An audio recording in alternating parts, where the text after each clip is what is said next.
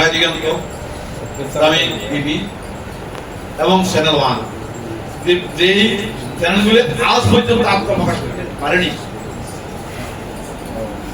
এই নয়া দিগন্তের প্রকাশক সাহেবকে জিজ্ঞাসা করলাম যে দৈনিক নয়া দিগন্ত টিভি প্রকাশ আনে কেন? টাকা নেই, টাকার অভাব। আরেকটা আছে সিএসবি নিউজ, 4টা।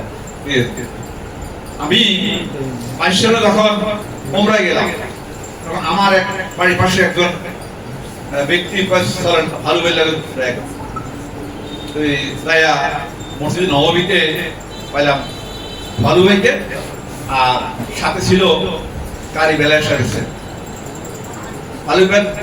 ভিন্ন এক ব্যাট দেখলাম সেখানে, এরা ওনাকে এই বিষয়ে দেখে নেই, ইয়া লম্বা লম্বা জানি। তারপরে সকালে আমাদের দাগ পড়ে আছে।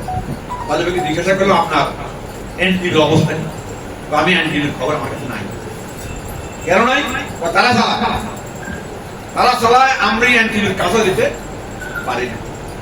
কোটি কোটি টাকা খরচ করে একটা মিডিয়া সৃষ্টি হয়, আর এইভাবে জবরদখল দখলের মতো দখল করে নিয়েছিল এই সমস্ত মিডিয়া। আজকে জাতি মুক্ত মনে মুক্ত পথে বিচরণ করছে। আমরা একটা মুক্তির পথ দিচ্ছি। এই মুক্তির পথ কে দেখাবে? রাজনৈতিক দলগুলি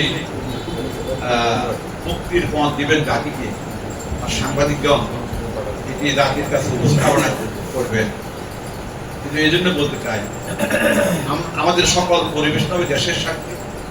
আমরা দেখি যখনই কোন ইসলামিক কোন বিষয় নিয়ে লেখালেখি শুরু হয়, তখন এর বিপক্ষে আওয়াজটা বেশি, আর ইসলাম বিদ্বেষীদের আওয়াজ কম।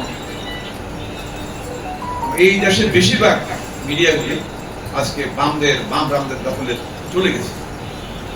অথচ আমরা জাতি হিসাবে বিরাট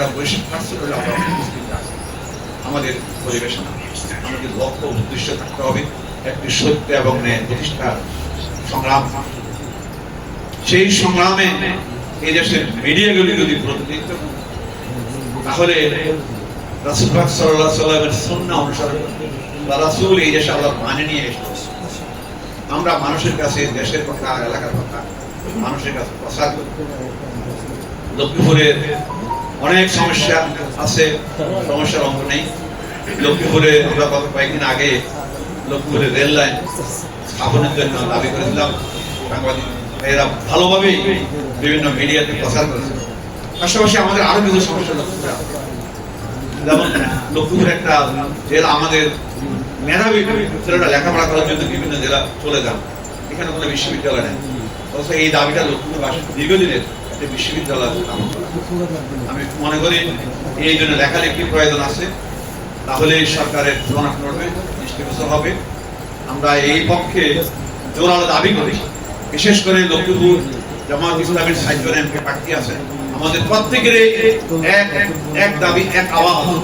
লক্ষ্মীপুরে আমরা বিদ্যালয় বিশ্ববিদ্যালয় চাই, লক্ষ্মীপুরে আমরা রেল লাইন চাই, লক্ষ্মীপুরের মিনি বন্দরটাকে পূর্ণাঙ্গ বন্দর স্থাপন করতে চাই, লক্ষ্মীপুরে ইলিশের জেলা, ইলিশের নগরী এলাকা লক্ষ্মীপুর, এখানে ইলিশের জন্য মৌসুমজাটের ভালো হিমাগার তৈরি করার দরকার আছে, যাতে সংরক্ষণ করে আমাদের চাষিরা, মৎস্য চাষিরা লাভবান হতে পারে।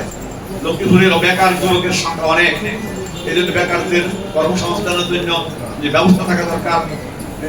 বিশেষ করে উপজেলায় যদি কারিগরি প্রশিক্ষণ কেন্দ্রগুলি স্থাপন হয়, তাহলে লক্ষ্মীপুরের মানুষ, যুবকরা উপকৃত হবে।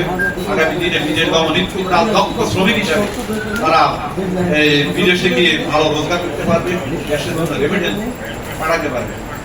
এই বিষয়গুলি আমাদের সাংবাদিক ভাইদের দৃষ্টি আকর্ষণ করছি।